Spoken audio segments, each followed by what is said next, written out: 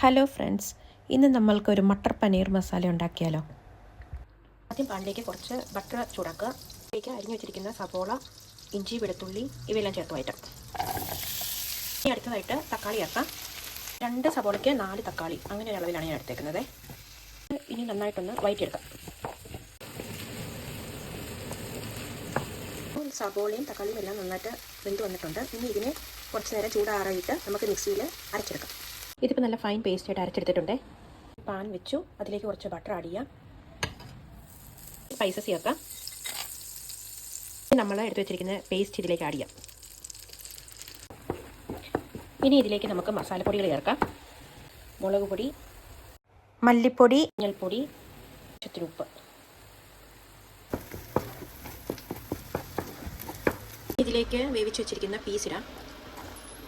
ഇനി കുറച്ച് ചെറു ചൂടുവെള്ളം ഇതിലേക്ക് വയ്ക്കാം.